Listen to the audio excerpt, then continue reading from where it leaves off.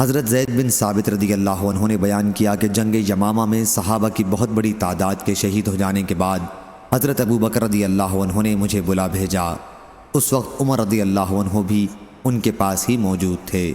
حضرت ابو بکر رضی اللہ عنہ نے کہا کہ عمر رضی اللہ عنہ میرے پاس آئے اور انہوں نے کہا کہ یمامہ کی جنگ میں بہت بڑی تعداد میں قرآن کے قاریوں کی شہادت ہو گئی ہے، اور مجھے ڈر ہے کہ اسی طرح کفار کے ساتھ دوسری جنگوں میں بھی قراء قرآن بڑی تعداد میں قتل ہو جائیں گے، اور یوں قرآن کے جاننے والوں کی بہت بڑی تعداد ختم ہو جائے گی۔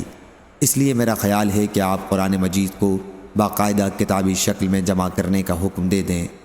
میں نے حضرت عمر رضی اللہ عنہ سے کہا کہ آپ ایک ایسا کام کس طرح کریں گے جو رسول اللہ صلی اللہ علیہ وسلم نے اپنی زندگی میں نہیں کیا؟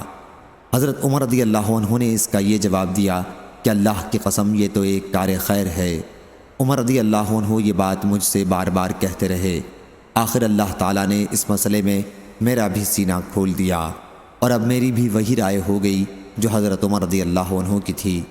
حضرت زید رضی اللہ عنہ نے بیان کیا کہ حضرت ابو بکر رضی اللہ عنہ نے کہا، آپ زید رضی اللہ عنہ جوان اور عقل مند ہیں، آپ کو معاملے میں متہم نہیں کیا جا سکتا، اور آپ رسول اللہ صلی اللہ علیہ وسلم کی وحی لکھتے بھی تھے، اس لیے آپ قرآن مجید کو پوری تلاش اور محنت کے ساتھ ایک جگہ جمع کر دیں۔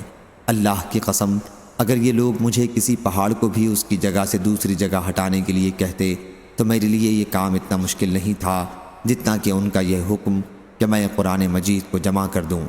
میں نے اس پر کہا کہ آپ لوگ ایک ایسے کام کو کرنے کی ہمت کیسے کر سکتے ہیں جو رسول اللہ صلی اللہ علیہ وسلم نے خود نہیں کیا تھا؟ حضرت ابو بکر رضی اللہ عنہ نے کہا، اللہ کی قسم یہ ایک عمل خیر ہے۔ حضرت ابو بکر رضی اللہ عنہ یہ جملہ برابر دہراتے رہے یہاں تک کہ اللہ تعالیٰ نے میرا بھی ان کی اور عمر رضی اللہ عنہ کی طرح سینہ کھول دیا۔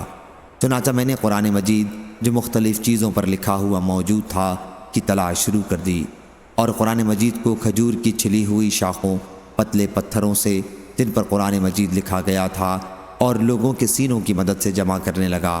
سورہ توبہ کی آخری آیتیں مجھے ابو خزیمہ انصاری رضی اللہ عنہ کے پاس لکھی ہوئی ملیں۔ یہ چند آیات مکتوب شکل میں ان کے سوا اور کسی کے پاس نہیں تھیں۔ لَقَدْ جَاءَكُمْ رَسُولٌ مِّنْ أَنفُسِكُمْ عَزِيزٌ عَلَيْهِ مَا عَنِتُّمْ سے سورہ برات توبہ کے خاتمے تک۔ جمع کے بعد قرآن مجید کے یہ صحیفے حضرت ابو بکر رضی اللہ عنہ کے پاس محفوظ تھے۔